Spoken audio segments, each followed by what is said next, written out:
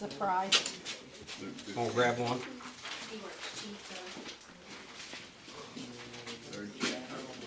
What do you say? 15:11 through 32. So if y'all are listening to the poem, this is what the sermon's about.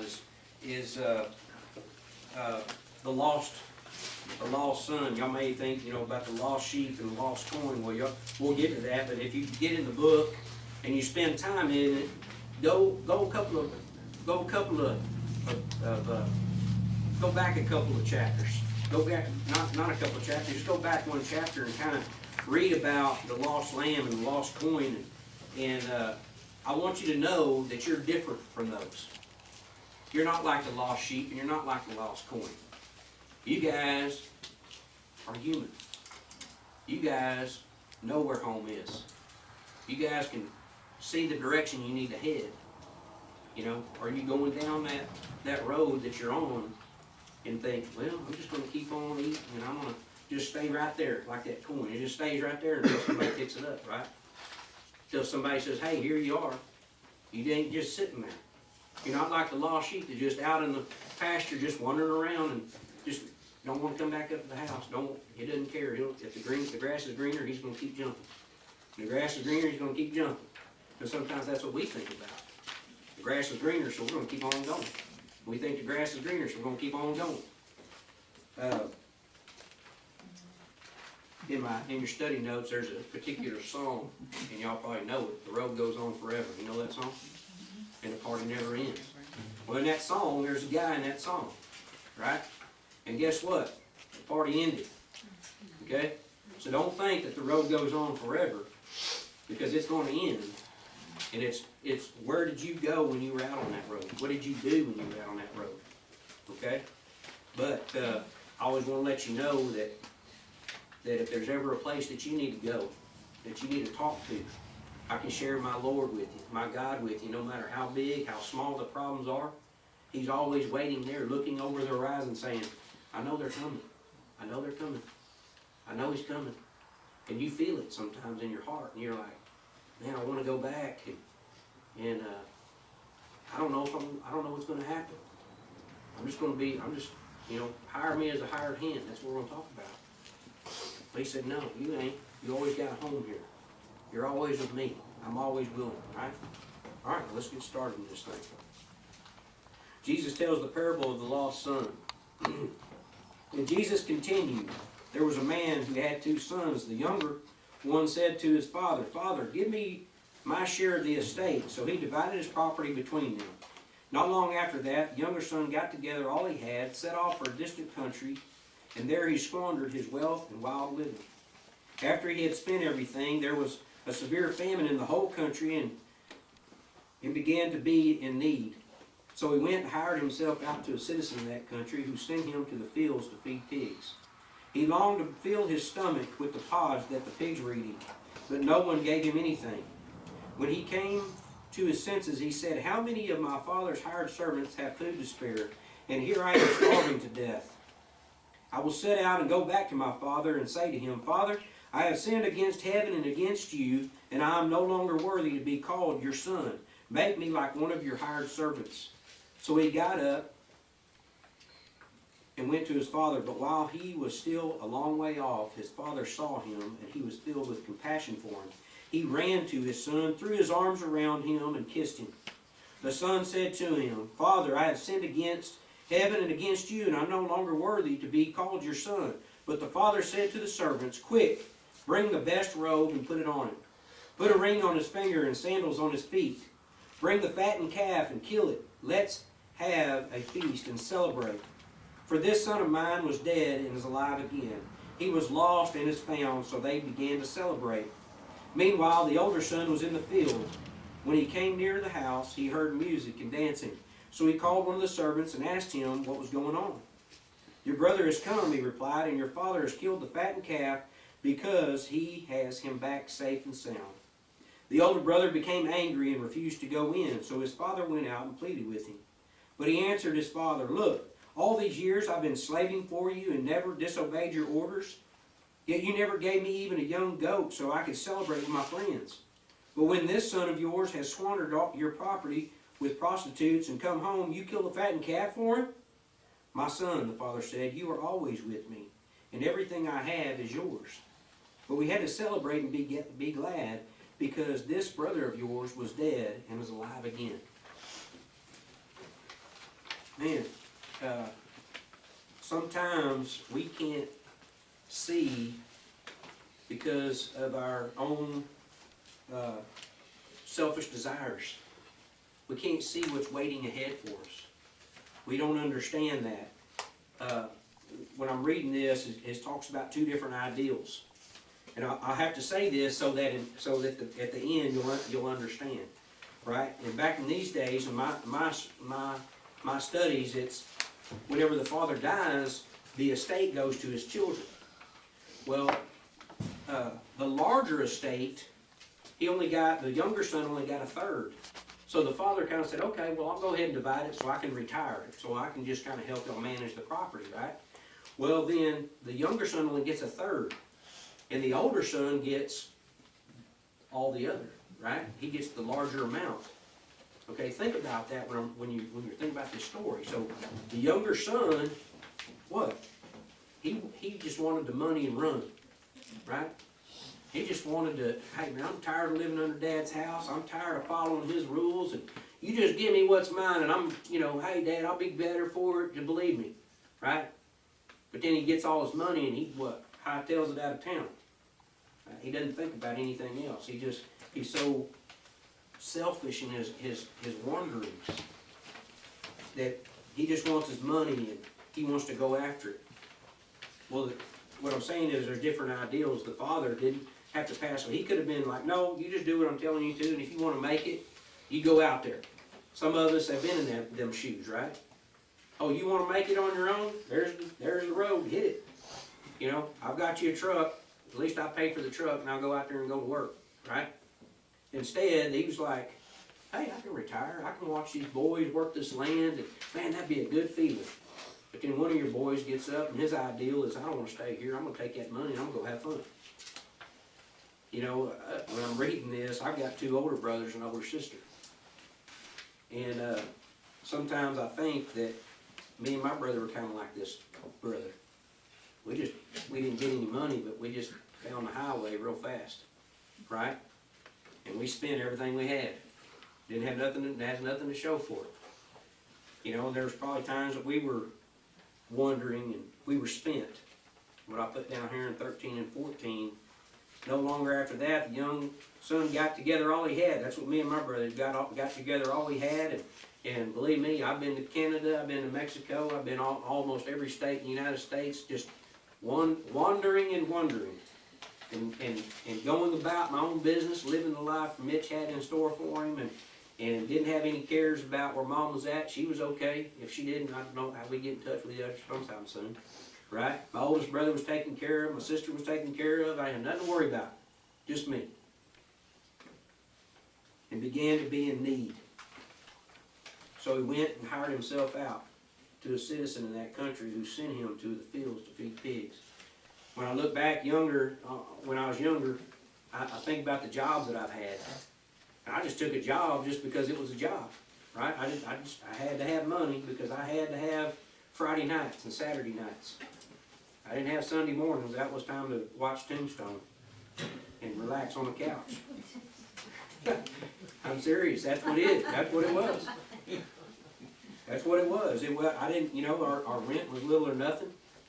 And, but when we went out in the country, when we went out away from home, away from church, away from God, we experienced life.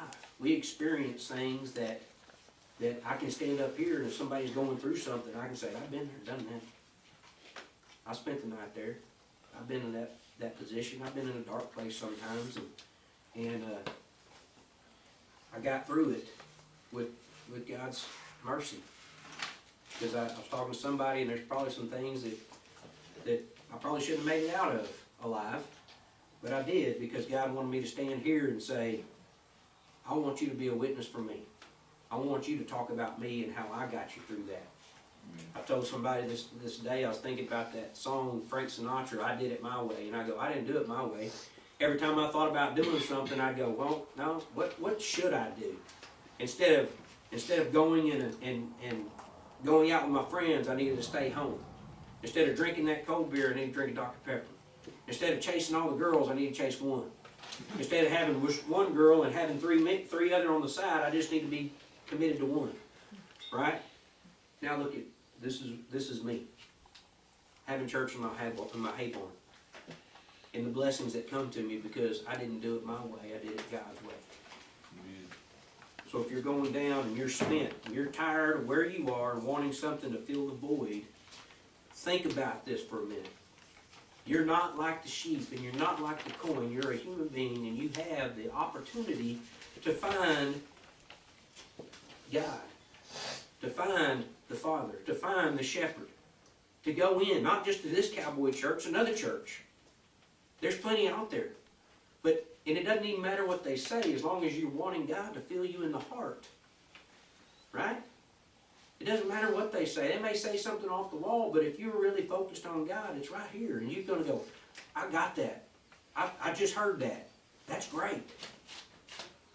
And don't be afraid. If I say something wrong, I was having a conversation this week. If I say something wrong, and my principal says the first time in his life, the preacher said something that was a little bit, the dates were wrong on something, and he kind of was trying to get an analogy across. And he didn't say it right in church, but he called him afterwards and he goes, hey, I've never done this before, and I'm not trying to tell you how to do your job, but what you said was kind of, you had some things mixed up. And he's like, thank you. And I told my principal, I said, man, I want guys like you. Don't just take what I say and run with it. Search it out. This is the Bible. You look it up. You do the research. Okay? That's what I'm here for, to make disciples out of you guys. To lead you guys in a way that you're strong enough to go, you know what? I believe in Jesus Christ. This Bible, I believe in. These are the words of God. I want to learn more. I want to follow along the preacher and be able to say amen whenever he agrees with something like, hey, man, I agree with that. Right? Don't just take my word for it. Because there's a lot of people out there that will call you out and say, well, I was watching a deal this morning, a Francis Chan video, and some people came up to him and tried to lead him Jesus, and he goes, well, wait a minute, I got Jesus, let me tell you about it. And they said, well, what you do is you read that Bible by yourself. That's your problem. He said, no, that ain't my problem. He said, the problem is you don't read it by yourself enough and discern it for yourself enough. Don't be spent out in the world trying to find something when the answers are right here. Verses 15 through 16, he was desperate, neglected, and insignificant, grasping for anything. Sometimes when we're out in the world, aren't we like that? If we don't have Jesus Christ, we don't have a church, we're grasping for things. And it may be the cold beer, it may be the drugs, it may be the relationships, it may be something, everything else, and you're so scared to grasp onto God and say, okay, I'm going to hold on to you, and I'm going to get in this Bible, and I'm going to start praying, and I'm going to start helping people, and I'm going to start looking after the children, and start looking after all these things that God tells us to do. Right? But we go to something else. We go to these horses and spend time with the horses, and God's like, hey, I wish you'd take care of me like you take care of them horses. He don't want that from me because I don't take care of the horses. They just out there by themselves. Great. Right? They take care of themselves. But what I'm saying is there's certain vices that we have. And somebody asked me the other day, said, man, what's your vice? What do you do? You just church all the time? I said, pretty much all the time. I don't know if that's a vice or not. I have to be thinking about church 24/7, thinking about everybody in this room, thinking about all the kids that I'm trying to mentor to. I quickly find out that my position in school is not to be teaching, but to be ministering to those kids. Because the kids that I have they're trouble. They're behavioral kids. They don't even care about learning. But my vice, I guess, I got to thinking, I was like, man, what do I do? And I said, well, I know, I think about things. I guess it's just thinking about things too much, overanalyzing and worrying a little bit. You know, I try not to worry, and I really don't worry about much, but I worry about you guys. I worry about everybody sitting here. I worry about the guy that said he was coming last week, and I'm like, man, I hope he comes. I want to talk a little bit more to him, and he was going to play some music for us, and and then there's another guy, and I'm like, man, it's just all the time. And I need to just say, hey, you know what? It is what it is. If they want to come back, then come back. If they want to sing, let them sing. If they want to do whatever they want to do it. I know what I'm doing, and I just have to focus on my job. How do I do that? Verses 17 and 18, when he came to his senses, he said, how many of my father's servants have food to spare, and here I am starving to death? I will set out and go back to my father. So right there he made a plan, right? Admit where you are, where you want to go. So you're going on the road that goes on forever, right? But the plan is your plan really to go and just stay gone? No, it ain't. And I told this kid this week, he said, I just want to be, I don't care about anybody, I don't want to be by myself. And I said, you know what? You know why there's billions of people in the world? Why is that? I said, so we can socialize with them. So we can be with people. That's it. So we can be with people. The road goes on forever, but I want to meet people on the way there, right? But the plan is to meet people. The plan isn't to be by yourself. The plan is, what is your plan? What plan are you making? Well, I just want to stay, I'm not picking on the, if you got a bad habit. Well, I just want to stay in that bad habit the rest of my life. I don't want to change. I just want to be miserable. I want to sit here, and I don't want to talk to nobody. I just want to sit here. I don't even want to work. Man, what kind of life is that, right? I know even people that are retired don't want to sit at home, right? Everybody go travel. Yeah. And make a plan, right? The plan isn't, hey, we're going to retire and we're just going to sit home.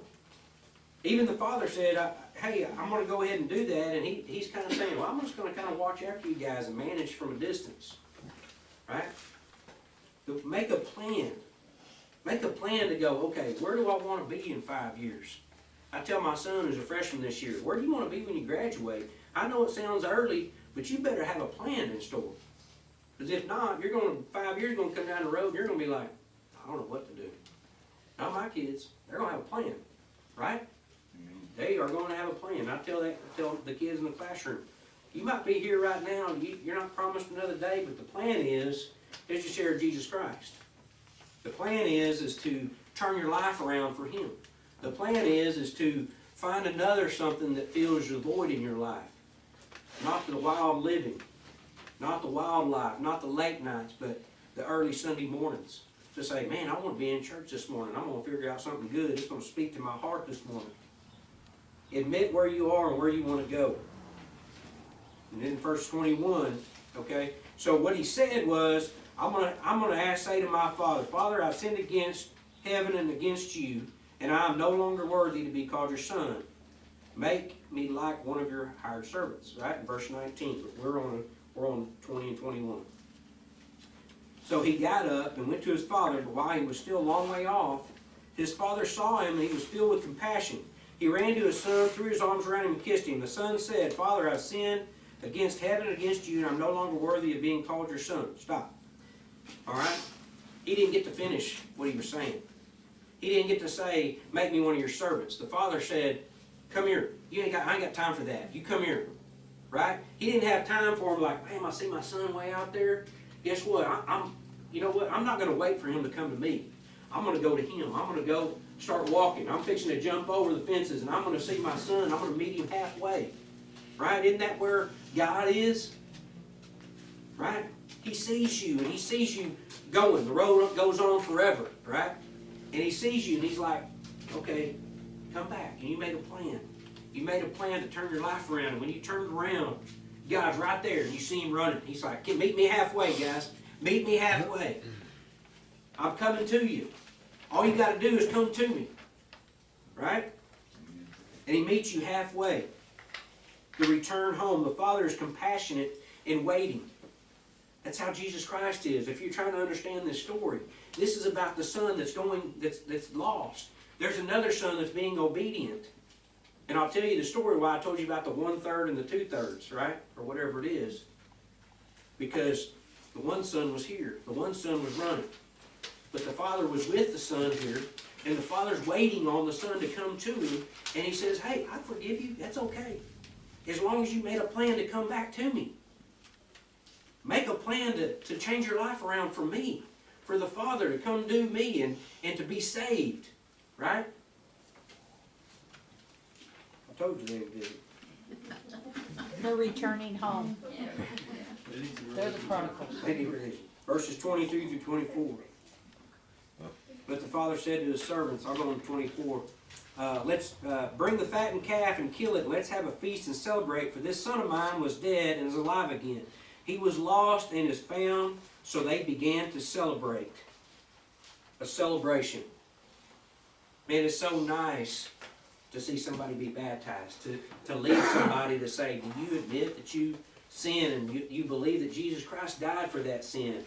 And to see an older gentleman come up here and say, you know what, I've lived this life and I've been baptized before and I want to do it again because, man, isn't that feeling just lifts you up?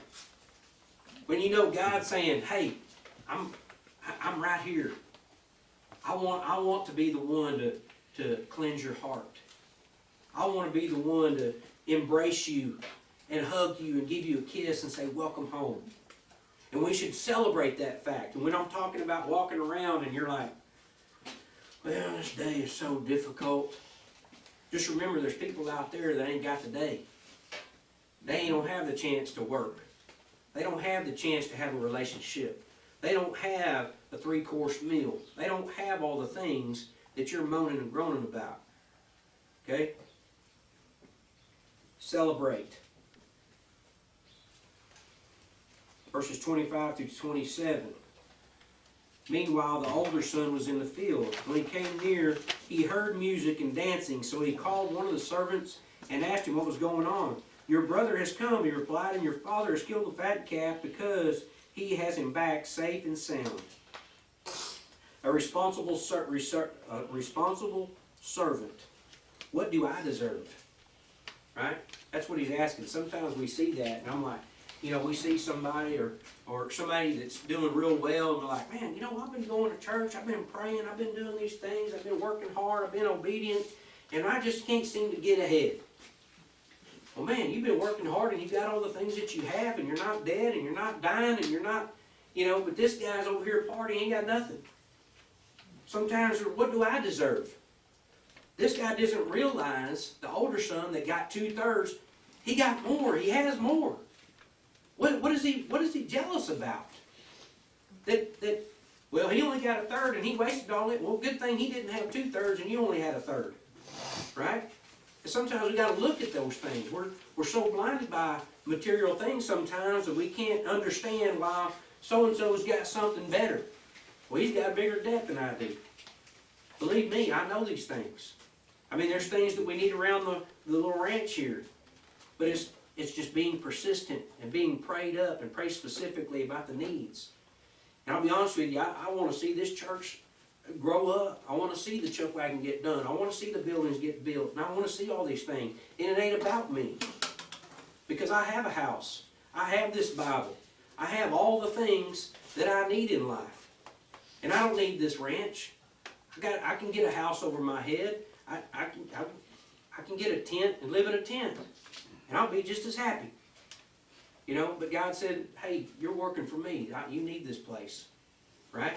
So he gives me the ability to be educated, to be smart, to go read the Bible and discern it and what it means, and then go and apply it to my life. And make disciples. And make an opportunity for people to come to. So they get a better understanding. So I don't have to say, what do I deserve out of this? I've got a kingdom waiting on me in heaven. I don't know if y'all knew that. But I got a bigger house than you guys. I don't. But think about that, man. You know, there's some people that ain't getting in. What do I deserve? Well, you deserve heaven if you're talking about me. And you have all the desires of your heart if you talk about Jesus Christ, if you share Jesus Christ, and you got a home to go to, and it ain't a tent like we talked about last week. It ain't a tattered, torn up tent. It's a building. It's a strong building. A new place to worship. A new body. That's what you deserve when you talk about Jesus Christ. And if you don't talk about Jesus Christ, you're going to be slopping with the hogs. Right? If you're not following what he says and you're not making a plan to change, you're going to be such a miserable. You're going to be miserable. Self-righteous, 28. The older brother became angry and refused to go in, so his father went out and pleaded with him. But he answered his father, "Look, all these years I've been slaving for you and never disobeyed your orders. You never gave me a young goat or so I could celebrate with my friends. But when this son of yours has squandered your property with prostitutes and come home, you kill the fattened calf for him." Relationships prosper on love, not fairness. Man, let that sink in for a second. Relationships prosper on love, not fairness. Well, that's not fair that he's got that big old truck. Well, go be his friend. Maybe you get to ride in it. Right? Right?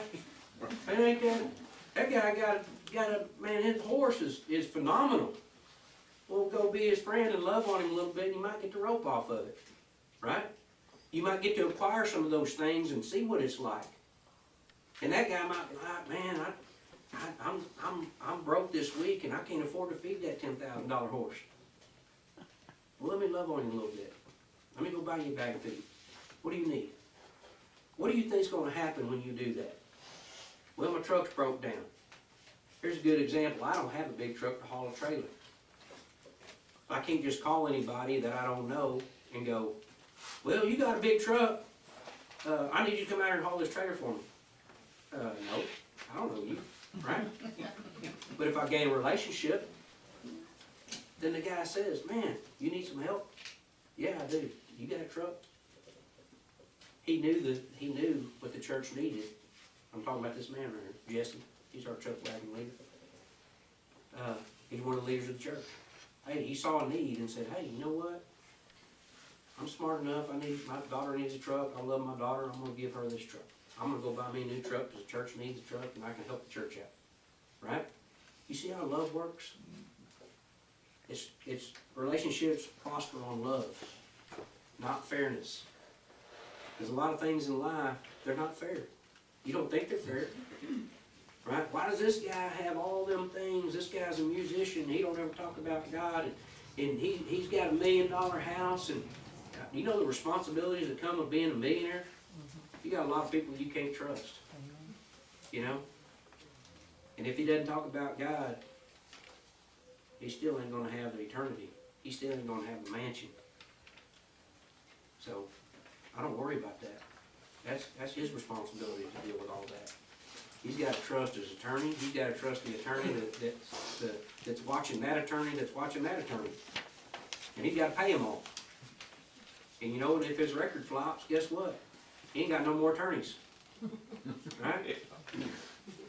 You know? Seriously. There's a lot of people, I feel like I'm so blessed because there's a lot of people that this is their idea of heaven. Millionaires moving to Waco, Texas saying, "I just want me a little small ranch and a couple of horses." And I'm like, man, how awesome is that? Right? That you can go, "Man, I'm the wealthiest man on earth. I don't have very many wants. I really don't." Rejoice. "My son," the father said, "you are always with me, and everything I have is yours." But we had to celebrate and be glad because this brother of yours was dead and is alive again. This brother was nearly dead. He was nearly dead out in the field with some hogs. Wanted to eat what the hogs were eating. Didn't know. He just like, "Man, I just need a job. I don't even know if I can go home. And if I go home, I'm going to have to ask my dad to put me to work like a slave. Like a servant, one of his hired hands." When in the hell of it is, man, I got to go out here and build fence. And he's out there next to a servant going, "Man, you know what? I used to own, my dad owns all this." "Well, what are you doing out here?" "Well, let me tell you this story." Right? Yeah. That's part of the hell you got to go through is, man, You know, I tell people when you get to heaven and everybody's head will bow and everybody's knees will be bent, and the part of hell is you look inside and knowing I'm never going to get in. And what about him? Well, you know, one time your pastor said relationships prosper on love and not fairness. You're like, well, it's not fair all that. Well, you didn't love me. You didn't love me like you were supposed to love me. And you don't get in. Well, man, turn from me. I don't know who you are. And then when you go on, you're still looking. You know those looks like, man, you know, walking real slow. He might change his mind. It's too late. It's too late. You sure? No. You know, but you can smile about that because we know as a Christian you're getting in. You can smile about that, right? You can smile and go, man, oh man, I feel bad for that guy. You know, you probably won't even have time to think about let God think about those folks. We got to think about them now. We got to think about them now like the lost brother and say, man, I think about him all the time being out there. But when he comes home, we're going to celebrate. We're going to celebrate because I don't want to not know, and I don't want to do my job now so that I'm lost with him. Right? I was lost, but now I'm found. Man, I can't get that through enough that God is waiting. He's waiting on you. The road goes on forever. I'm getting done pretty quick today. Study notes, the road goes on forever. Are you making a plan to turn around? Are you making a plan to turn your life around?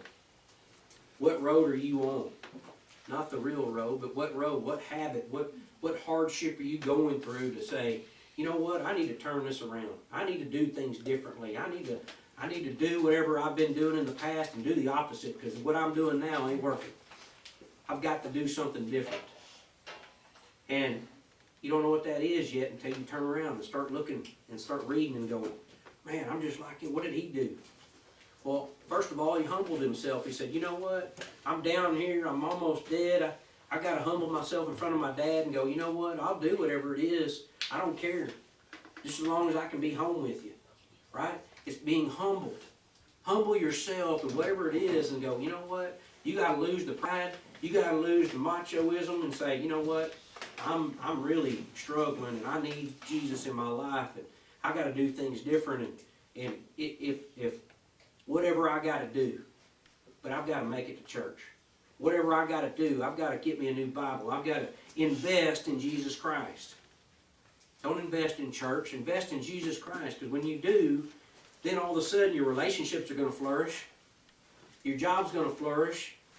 Everything you have around you is going to start flourishing because Jesus Christ is now a part of your life. That's the plan. Remove whatever habit it is and focus your energy on His words and your life will change.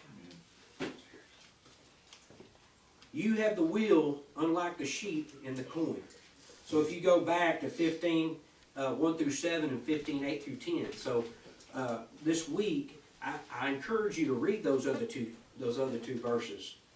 All right? It's in chapter 15 before you get to this one. Just start reading from chapter 15, verse 1, and then start going through 10. And you can understand what I'm telling you is as a Christian, you're not like a coin on the ground and not being able to move. You have the opportunity to move yourself in a positive direction. You're not just going to sit there and go, well, I'm just going to sit here and whatever happens, happens. Make it happen. Make a plan. Well, I'm just going to wander out here on my own like a sheep and I'm just going to wait for the Savior to come get me. I'm going to wait for the shepherd to go out there and search for me. He's going to look for you like the Father over the hill. He's going to look for you and be like, well, I don't see him. I'm just going to keep on working. There's people here that want me, that have came back to me, right? And the sheep is still out there. You're still out there wandering around until you focus. Like I can whistle right now. I promise you, I'm not going to do it. But I can whistle right now, standing there, and those horses will come over here. Okay? That's kind of like God saying, Come on. Come on. Right? And we come. And you're going to hear that one of these days. You're going to hear music, and you're going to hear trumpets, and you're going to be like, I'm gone. Call me gone, right? There's that song, call me gone. Yeah. Don't be looking for me, just call me gone. Yeah. Be grateful. Celebrate the finding of our Father in heaven. Guys, there's people in our lives that we talked about this last week. There's people that don't know who Jesus Christ is. There's people who know who He is and don't want to know who He is. And there's people that know who He is and want to know who He is and don't know where to go to find Him. Right? We have to celebrate. And we have to be those ministers to say, hey, let me introduce you to my God. I posted something this week. There are a lot of things going on in the world, but call me. I'll tell you about how big my God is. And if you got a little bitty old problem that you think, oh man, my God's big enough to solve the little problems. He's big enough to solve the big problems. He's big enough. We don't even understand it. All we got to do is call out His name and say, God, I'm yours. Do with me what you want to do with me. Lead me in the way you want me to be led. I want to do more for you. And believe me when I tell you this, and I'm telling you this because this is my own life, when you start leading that way and start getting in this Bible, the blessings will come. I promise you. I'm living a mile over this direction 4 years ago. A double wide trailer with 1.5 acres, almost 2 acres. We start going to church. The plan was we need to get in church. We need to start leading our children better. We need to start being disciples. We want to do more for God. I'm praying. I'm like, God, I don't know what you want me to do. Just tell me what you want me to do and I'll do it. I prayed that so many times. And then finally something starts clicking. Man, and all of a sudden I was leasing this pasture from this guy that owned this place. It's come up for sale. And it was way out of our price range. And man, God just went to work. And next thing you know, that price started dropping and dropping and dropping and dropping. And we sold our place a double wide on 2 acres. We sold it for 3 times what it's worth. And we were able to go and put a whole chunk of money down on this place. That's God. And when I say, God, I'm going to utilize this land for you, not long after that, we had 30 men sleeping out in this pasture out here and having a devotional. We've had baptisms in this tank down here. We've had baptisms in the water trough over here twice this year. Guys, it's because I believe and I read and I discern what He's saying and I want to be obedient to Him. And I want to say, utilize me as a tool to make disciples, to have people reach you that are unreachable. There's people that have gone in this church, and I look around, and the people that started this church, there's only 2 of you. And we've had up to 92. And I believe that out of those 92, there's several of them that are out there that they're stronger. They didn't have to stay here, but they're stronger now. You know, and I'm appreciative of the ones that did stay. You know, but this church is gaining a solid foundation, and this is why. Is this Bible in your life? Don't be that lost son. Don't be the one that's running from God and saying, no, I can do it my way, and I'm gonna, this makes me feel good. If it's a bass boat and a fishing pole, this makes me feel good, and I can get out here and I can go to God, and whenever time I throw this reel, or I can get in my horse trailer and I can go out on the property and I can just be with God and I don't need to go to church, I don't need to do that. And He's going to be like, I want you to be with my people. I want you to be with your family. Right? Come to me. Don't be running off on something else. Come to me into my home. I'm going to give you a place where you can depend on other believers and other Christians and other people to lift you up and encourage you and affirm you and say, man, you're doing great. Let's do this together. Let's build this church together. Let's build this kingdom together. Let's build this world together in one body in Christ. Don't be wandering out there on your own. And if you are, make a plan to turn your life around. Make a plan to say, you know what, I need to go back home. I need to go make amends. I need to I need to let people know that I'm humbled. That I'm not as proud as I used to be. There's a lot of groundwork we got to do before we get out into the fields on our own. Right now, we're kind of in the round pen, right? We're learning what it means to be a Christian. We're learning what we need to do. And eventually, we got to step out of the round pen and head out into the pasture and start rounding up the strays. Okay? All right. Good. So that's what y'all's job is this week. Get out of the round pen and start rounding the strays up. I believe everybody's capable of doing that. Right? Amen. All right. Let's go to the Lord in prayer. Dear Heavenly Father, we thank you for your love. We thank you for your compassion. We thank you for your heart. We just come to you, Lord, as we're looking to turn our path around, to turn our plan around that involves you more in our life. Dear Lord, we just want to be humble in your eyes and just say, hey, it's all about God. It's not about what I did. I didn't do it my way. I did it God's way. And we just want others to know that.